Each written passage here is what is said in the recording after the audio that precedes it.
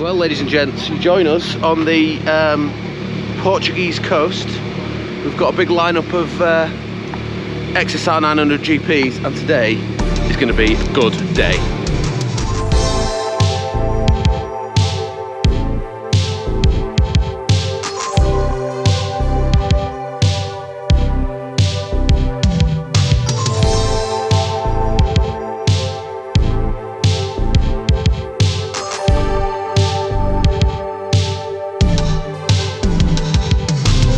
Excuse this rushed start.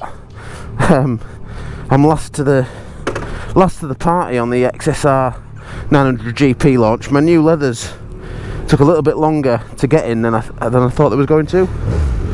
Oh yes, I like it already. Oh shit! Warning: failing to pay attention. All right, whatever. I've been looking forward to this for quite a long time. Whoop! Bollocks, wrong way. Do you know what? This already feels like a race bike. I need to remember which way to use the gearbox, because normally when I'm on a race bike, we run reverse shift. It just does feel so racy already. You know, the clip-on handlebars are really low, the seat's quite high, the pegs are quite high. It feels very small. Out of all the bikes that use that CP3 900 engine, this feels the most sort of compact one, the smallest one. It feels like a 90s race bike. I've ridden a lot of small old race bikes, and this is just yeah, it works. I mean, just look at this. You've got this kind of tubular fairings there. You've got R-clips there. I mean, R-clips on a road bike. Yeah, I think it's cool. I like these sort of the detail on these drilled forks here. This hollow tube here. As you can see, Yamaha have plumbed the route into the bike's onboard GPS system. There is a much better dashboard layout that suits the bike a lot better. It's a proper analog one with a needle. Well, it's a pretend needle, obviously. It's just a computer screen version of it, but I think something like that would suit this bike. Talking about cool 90s race bikes, there's a cool 90s motorcycle racer just in front of us. Anyone who was a fan of motorcycle racing, excuse me, back in the 80s and 90s will probably remember the name Neil Mackenzie. Well, that's that fella in front of us with the black rucksack on. It's got the same new airbox trumpets as the MT-09, so you get a bit more like rasp when you open the throttle. If you have a listen, it's a bit more throaty.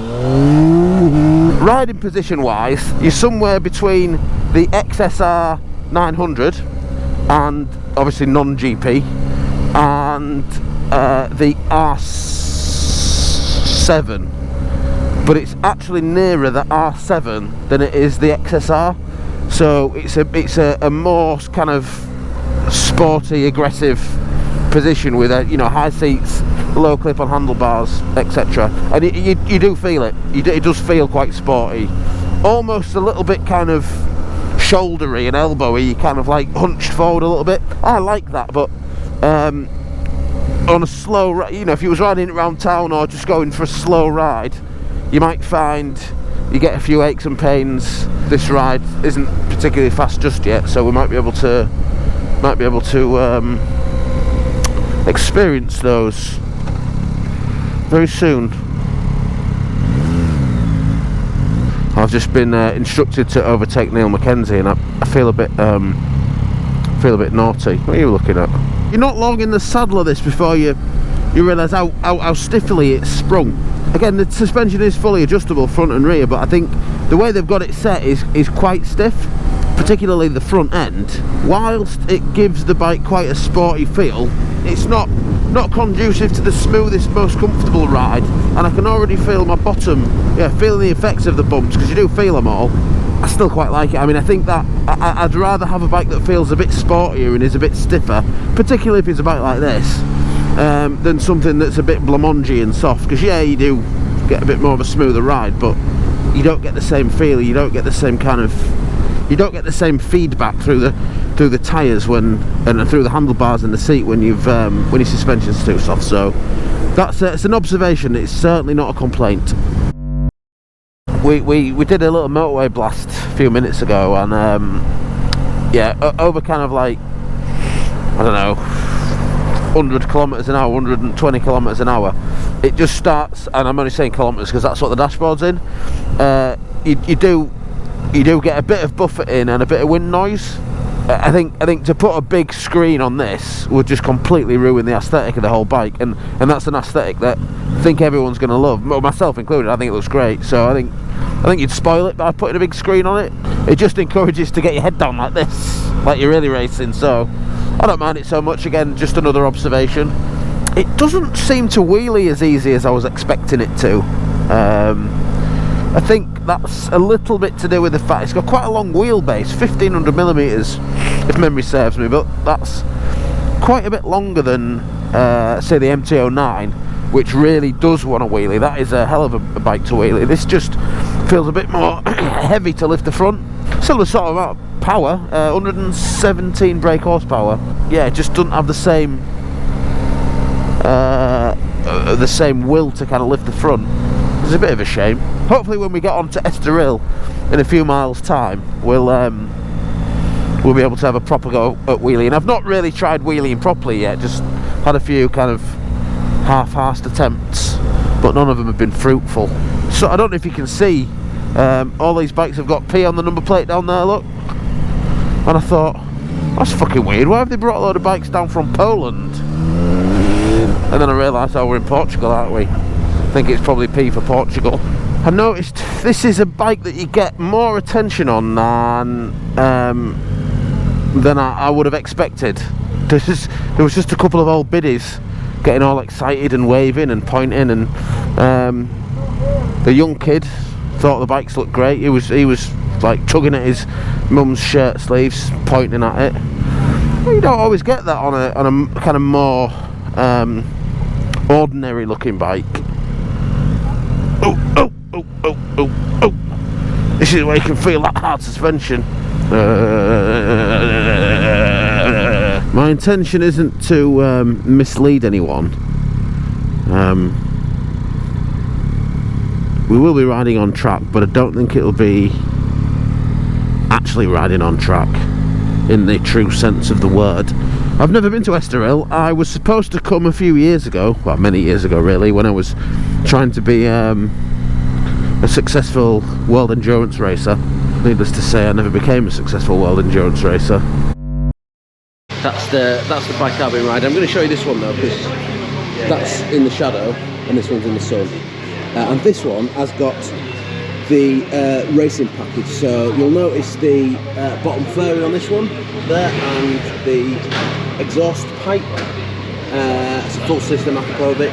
There's a few other bits and pieces, but the main differences are that lower piece of fairing. The standard bike, as it comes out the showroom, looks more like that. The headlight here, I like the way they've hidden it away almost, made it look a bit like an air scoop. If we look inside the cockpit, like I mentioned before, these drilled fork tops, the tubular fairing stay. Fucking hell, that's a big step. Look at the size of that step. Fucking hell. We'll get to the top of these stairs first. I'm not very good at steps anymore. Don't really know how this ride around the circuit's going to go. I think we're literally just here to do some photographs and some video. We'll probably have a lap behind a... Shit. I've been told off. I need to go to a safety briefing. Shit, I'm gonna get run over.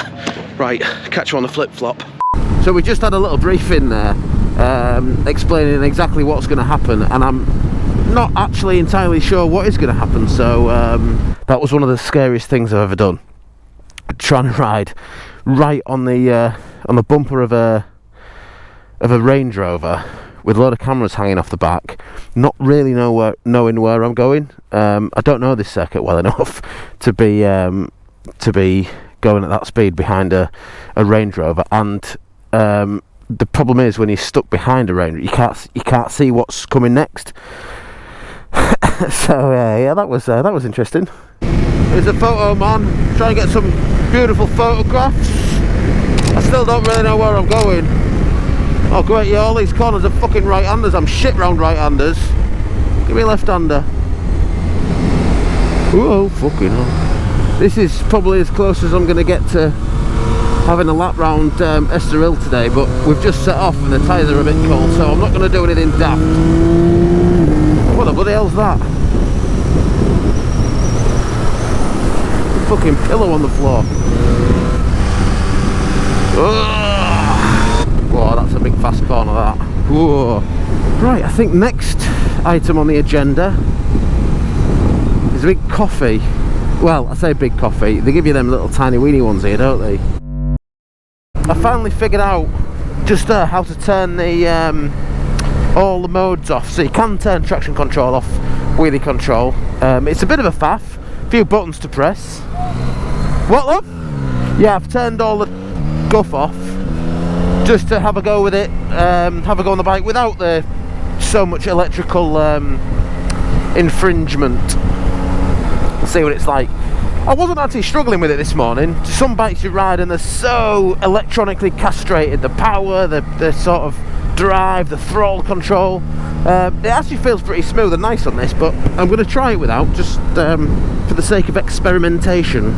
So we've got 10 minutes now till lunch. I'm concerned that lunch is going to be as bad as dinner last night, which was, I think it was octopus. I'm going to sound really ungrateful here, but I'm going to I'll tell you anyway. The starter was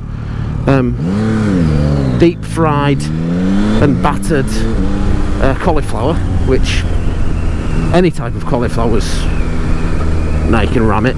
Octopus for the main course. And when I say octopus, it wasn't like octopus and chips, it was just octopus. And I'm not much of a breakfast eater, so I'm ready for something to eat now, if I'm being honest, but I've got a feeling it's going to be more seafood. I'm not struck on these mirrors, if I'm being honest. I don't really like bar end mirrors as a rule anyway, but they're not really very big. I mean, they sort of do the job, but I think these mirrors had become a bit of a nuisance if you decided you wanted to go filter in at any time. You're extending the width of the bike by good 4 inches at either side. I'm sorry about not really having a chance to talk about the bike on track, despite doing a couple of runs up and down on the track. We were only really there to get some photographs, but obviously I did get a chance to go around a few corners and see, you know, what the bike's capable of doing. It was marred by the fact that I didn't really know where I was going, and we was going backwards and forwards, so I had to learn the track one way and then learn it in reverse. It was interesting to see how this coped, and it coped really well. I think that stiff suspension that I mentioned earlier on gave the bike a real kind of sure-footedness round the corners of Estoril. You're not worried about comfort really when you're racing. Well, when you're riding on track, you're more concerned about how the bike's going to feel, and it felt pretty good. The position it puts your body in when you're on track helps as well. You've got this kind of sort of shouldery, elbowy, kind of front heavy stance to it that gives you a lot of confidence on the front end when you're kind of stoving it into corners. As far as a track test goes though, it's yeah, it's difficult to call that a track test. I wonder how many of these bikes will be taken on track. I think it'd be a very capable bike on track. There are some bikes that I think if you saw them parked up in your garage, you'd think, oh yeah, I want to go for a ride. I'm desperate to go for a ride today. You'd see that bike and think, yeah, it's having it. And I think this is one of them bikes, and it doesn't disappoint when you get on it either.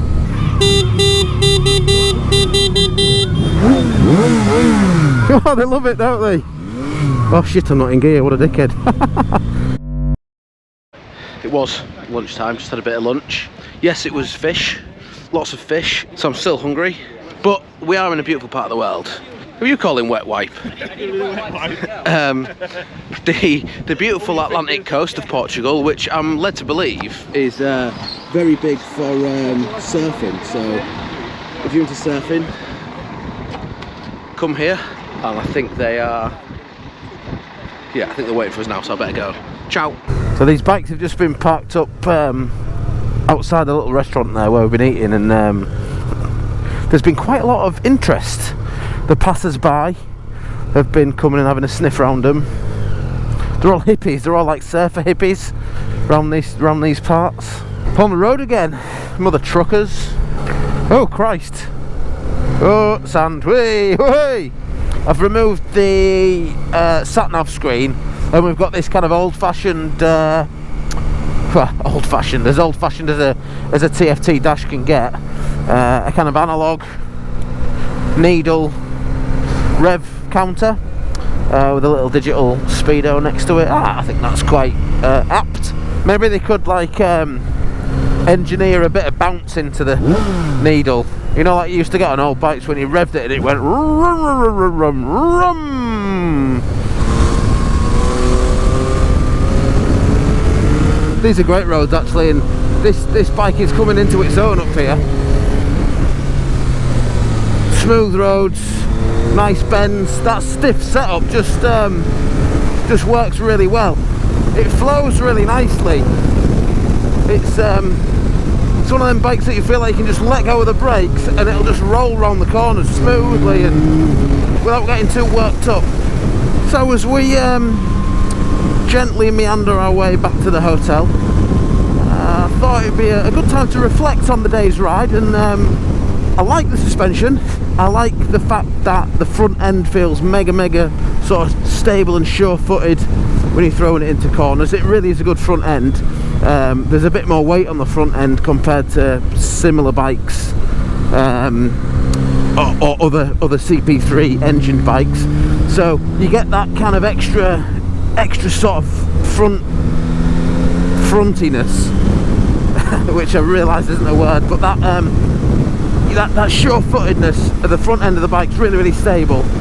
I don't like so much that it's not particularly comfortable. No, I think that stiffer suspension and the fact that it's not the most comfortable bike in the world kind of go hand in hand, but there we go. I like the way it looks. I love all the little touches, all the little bits that they've really thought about, and you know, I think it looks really good. Despite, you know, that low screen making it a little bit windy at anything like motorway speed. I don't like these mirrors, but I do like the clip-on handlebars. The mirrors I find a bit kind of like they're in the way of your hand a little bit, and you can't see a lot out of them anyway. But the clip-on handlebars do make the bike feel like an old kind of 90s race bike, which I know that's the look and the feel that they're going for, so that works. I like the engine. Plenty of poke. There's nothing really. I can't think of a con for the engine. There's no sort of negative points about the engine really. It does exactly what it says on the tin. Fueling feels nice and smooth. Power delivery is nice. So yeah, win-win on the engine. Okay, you know, you might want a faster engine. Well, if you want a faster bike, then get a faster bike. This is what it is engine-wise. Other little bonus tidbits for you. The brakes. I think the brakes are really good. Sometimes Yamaha have struggled with brakes, but they're pretty good on this. They, even with the ABS turned on, which I believe that actually doesn't turn off, or you can't turn it off manually. You might be able to do some sort of cheat mode turn off where you do a burnout or a wheelie, but yeah, it doesn't officially turn off, I don't think, the ABS. But you can pull the brakes hard enough just to get the rear wheel off the ground if you want to. So to me, that's not impeding your brake performance. I think some ABS systems do impede your brake performance. They make it difficult to slow down quickly. It doesn't on this, so well done Yamaha. I particularly like the way the bike makes you feel. You get on it and the riding position is like an old race bike. It's quite tucked in, it's quite sporty feeling. Yeah, that's my favourite thing. I mean, it's a cool looking thing, isn't it? It really is. Don't know how much that race kit is, but the bike as it is £12,500. Will a bike like this buy you 12.5 grand's worth of street cred? Do you know what? I reckon it probably would. I don't think this is a bike that anyone actually asked Yamaha to build, and that's probably why it took so long to get it off the ground. The project was actually cancelled once or twice during the development, but they got it over the line, and here we are. And I'm so glad they got it over the line, because whilst I'm a fan of most modern classic bikes, I like the idea of that type of bike, This, I think, offers something a bit more, a bit different, something that the other bikes in the modern classic category just don't. Because when you look at this bike, it's not just a trick paint job that harks back to superbikes of yesteryear. It's all the small little details, like the headlight that's kind of disguised as an air scoop, or this tubular fairing stay that's held on with R-clips, or this seat unit at the back that's short and square and stubby, just like the superbikes used to have in the 80s and 90s. The superbikes that we remember seeing people like Agostini, Rainey, Roberts, Lawson, and even Neil Mackenzie, who was on the ride with us today. All them riders rode bikes that look just like this, and I think it's so cool. It's quite easy for a lot of us, and myself included in this, to look at old superbikes with rose-tinted spectacles, whilst FZR750s and stuff like that were very, very cool, and still are very, very cool. When you compare them to modern bikes, they're not generally as fast, they don't generally handle as well, the brakes aren't generally as good, and they certainly aren't anywhere near as reliable. If you want to own a bike like that, you better be bloody good at using a spanner. With this, you can have a bike that's almost as stylish as something from the 90s, but without the cost. I say without the cost, this is 12.5 grand. But the difference is, you're not going to be having to top the oil up every 2 weeks, and you're probably not going to be worried about snapping a 30 or 40-year-old valve every time you hit the red line. So, who's going to buy one of these? Well, I asked that question to Yamaha yesterday, and they said to me they've got kind of two categories of people that they think is likely to buy it. First of all, it's your older generation of rider that probably grew up riding bikes through maybe the 80s and the 90s, and perhaps they always looked at a bike like this, desperate to own it, desperate to ride it, but couldn't make it happen for one reason or another. And they're older now, they've got a middle management job and they've paid the mortgage off, the kids have gone to university. But if I'm being honest, I think the people who are more likely to buy this bike are the younger generation of rider. The rider who wants something stylish, wants something reasonably sporty, but not too sporty, likes that retro look, it's old school and it's cool, but they want it in a modern package. They want the electronics and the modern engine and the performance and the reliability that comes with it. And I can't blame them for that, to be honest. I'm not entirely sure which of those categories I fall into, probably somewhere between the two, but what I do know is I really, really like this bike, and if I was to whiz my garage door up in the morning and see one of these, I would be a very, very happy boy. There's only one problem. In fact, no, there's 12,500 problems. Unless anyone's got a number for OnlyFans.